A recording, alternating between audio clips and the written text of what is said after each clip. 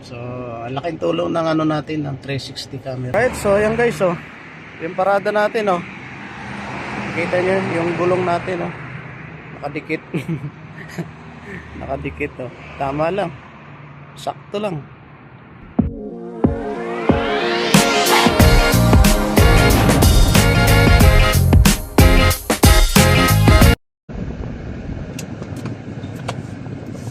Hello mga guys, ayan, nagtatry tayo mga boys dahil okay na yung ating sasakyan, sarap kayo magmaneho at siyempre doble ingat tayo ngayon, so kailangan natin ng alertness sa ating pagdadrive mga boys.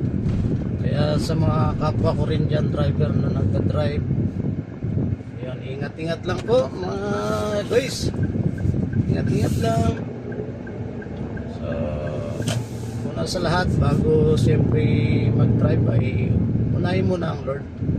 Kailangan mo nang manalangin bago mag-drive. Alright?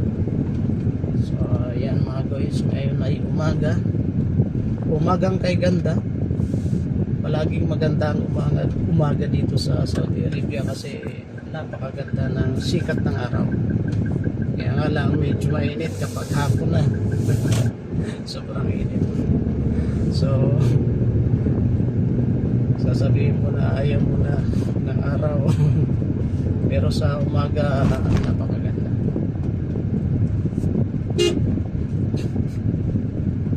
Dahil maganda ang sikat ng araw, maliwanag.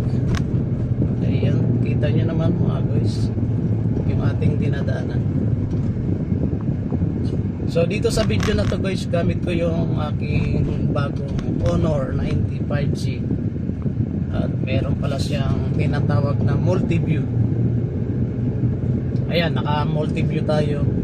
Yung isang camera nakaharap doon sa harapan natin, yung isang camera ayan nakaharap sa akin mga guys. Ayan, tingnan natin yung recording kasi yung aking cellphone ay nakapatong dito sa aking Tesla head unit. So siguro nakita nyo na yun sa mga video, pero papakita ko rin sa inyo kung paano ang position niya. Medyo nakaharap siya sa tawag nito sa ating aircon, kaya medyo maingay sigurado yan. Right. So,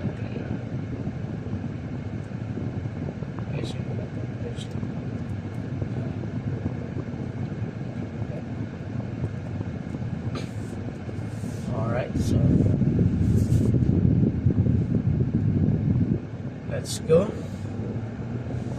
Okay, so lalabas tayo rito mga guys at papasok naman tayo ng highway.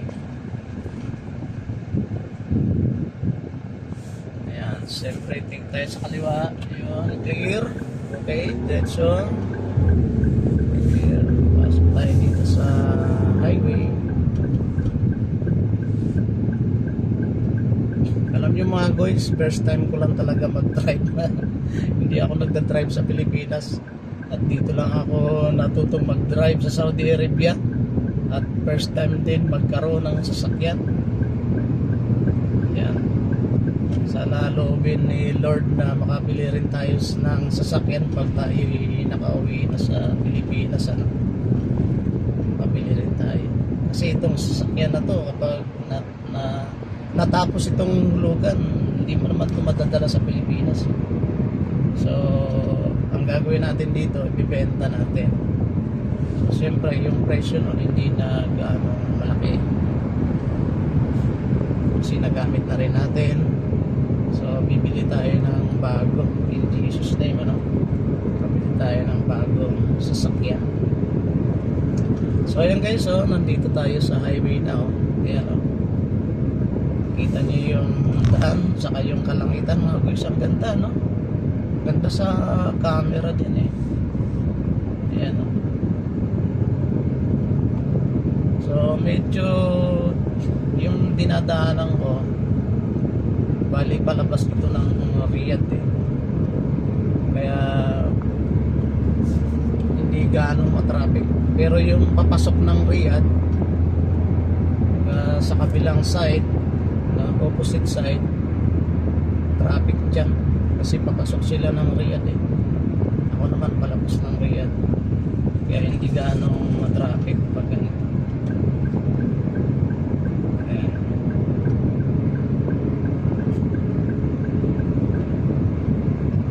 Ayan.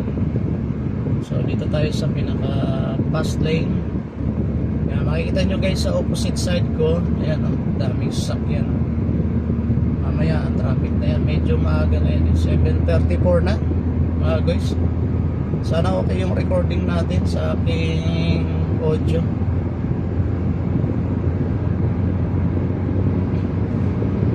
Ayan, namumuna yung traffic sa kabila. Ayan, dito banda rito. Dito sa side namin, wala, mabilis oh. Kasi nga ano to eh, palabas to ng Riyadh mga guys. Sa opposite side, traffic na. Pila-pila na sila dyan.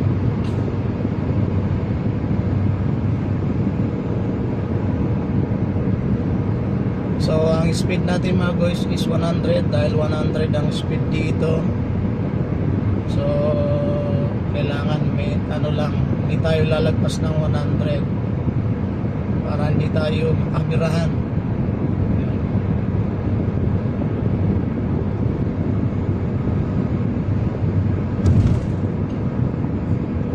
So dito sa Saudi Arabia talagang yung mga driver dito, especially yung mga expat, talagang disiplinado sila kasi talagang malaki ang multa kapag hindi ka gaano tulad dati nung bago pa lang ako. Ang dami kong violation sa speed. Sa isang araw tatlong violation sa speed. Papunta at pabalik. Iisa lang yung dinaanan ko.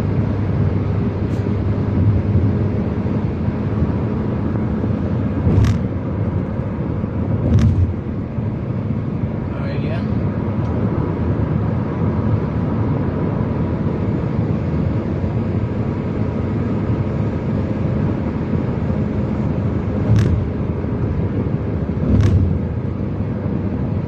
Sarap pag-drive pag ganito, pag walang traffic kasi tuloy-tuloy lang yung ano mo pagda-drive.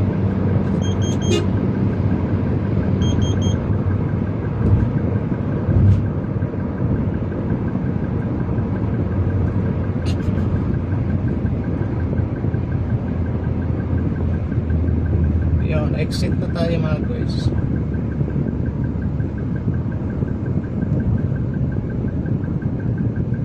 So yung trabaho natin banda naman dito.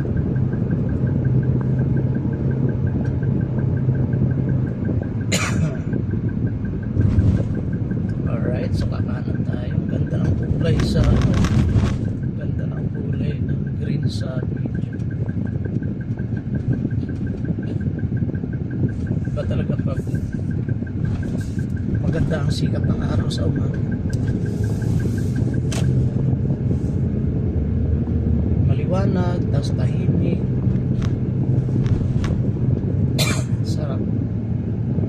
Sarap ng tanawin. Pero pag bandang tanghali hapon, iba na yung aura ng environment. Pagod, ganun, mainit. Pero pag umaga, iba yung aura ng kapaligiran. Fresh na fresh at saka masigla yung kaisipan. At saka yung paningin mo, maganda rin yung paningin.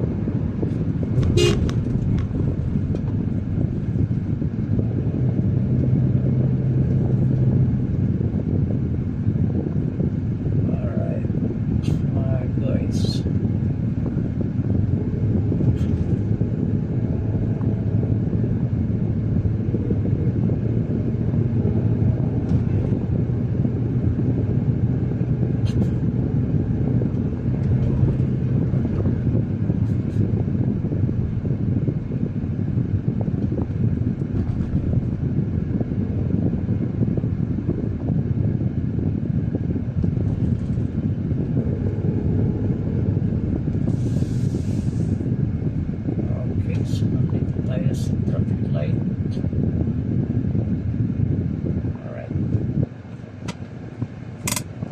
kaliwa tayo dyan mga guys.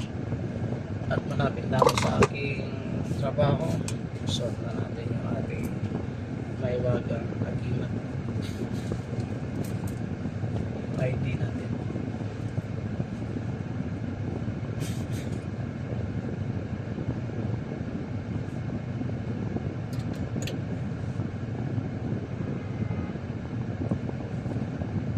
Ganda pag may armrest mga guys, oh. Tingnan nyo yung armrest ko. Ayan. So, may patungan. Hindi ka maangalay. Hindi yung lagi kang nakahawak sa manibela. Ayos ditong armrest na tayo. Laking tulong din pag may armrest.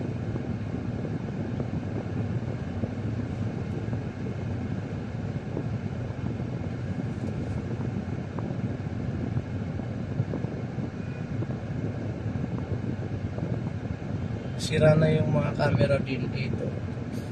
Itong kalsada na to guys, itong ano na to, intersection, may mga camera ito eh. Pero hindi na gumagana yata, parang sira-sira. Pero ayan, lapit na mag-green kanina.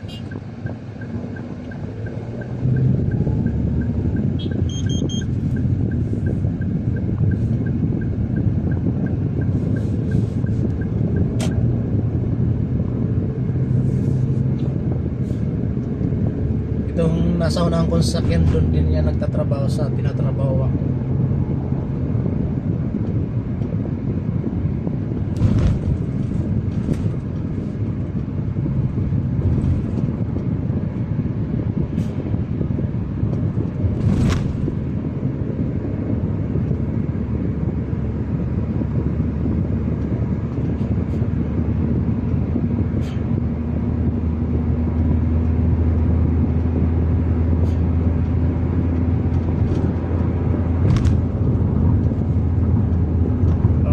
So yan mga guys, dito sa kabilang side, yan na yung ano, lugar kung saan ako nagtatrabaho mga guys. Malaki yung ano na to, yung area na to mga guys. Diyan ako nagtatrabaho bilang isang maintenance technician.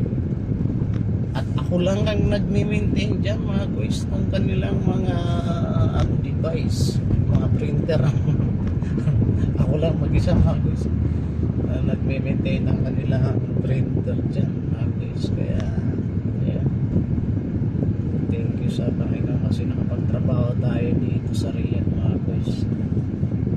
Alright, so magpaparada tayo, medyo malayo na kasi wala nang paradaan dyan, puno na yan.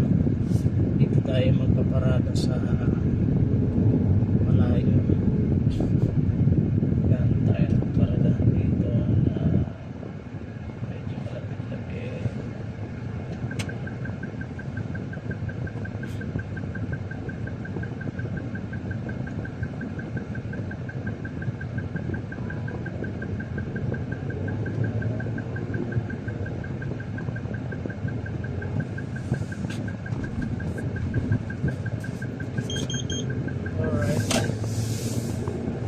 Tayo magpaparada mga guys sa dating lugar. Tayo gilid lang natin yung ating sasakyan. Tama ba tayo? Ayan. Okay, ganda talaga pag may camera mga guys, kasi makikita mo kung yung gulong mo sa gilid ay okay na ba. Tingnan nyo mga guys, makita ko sa inyo.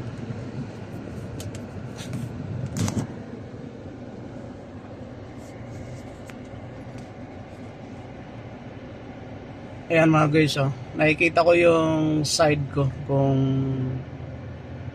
nasa tamang posisyon na ba yung ating gulong, yung pinakagilid natin dyan sa side. Ayan. So, ang laking tulong ng ano natin, ng 360 camera. Di ba? Pwede mo ring makita yan, yung bandang likod ng gulong mo. Press natin to. Ayan. Yan yung sa likod. Diba? Ganda. Alright.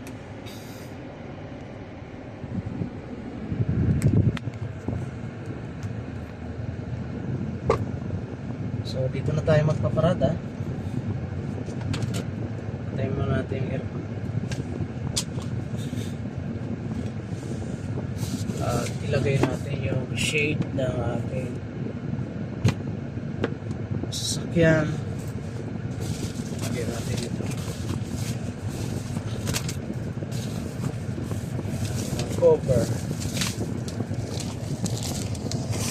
Ganyan lang mga guys. Lagyan natin cover.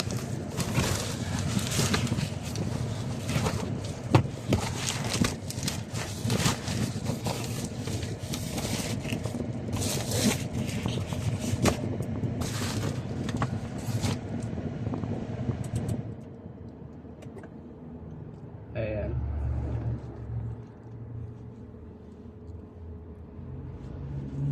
So magsombrero tayo mga guys kasi sobrang init, nakakasilaw sa ating muka. Kapon namula yung muka ko sa sobrang init.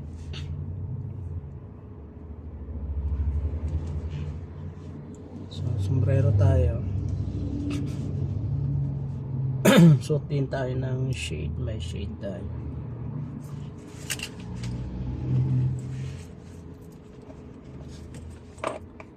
May shade tayo dito. Ayan, ang kulay green. Parang nagbagay-bagay na. Naka-green ako. Naka-green din yung ating kuwan.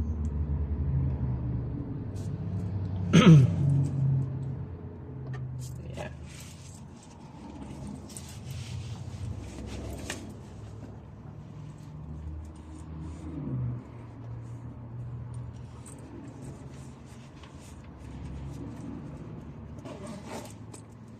Alright.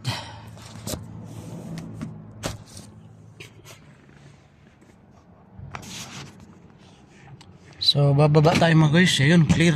Clear na. Baba na tayo.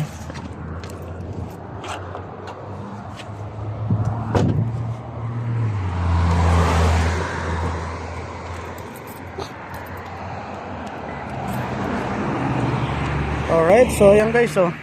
Yung parada natin, oh. Kita nyo yung gulong natin, oh. Nakadikit. Nakadikit, oh. Tama lang. Sakto lang. 'Di ba? So, yan. Nakikita natin yan sa camera pag ano. Alright. So, yan. Maglalakad tayo mga guys papunta sa trabaho. Kita-kita na lang tayo doon.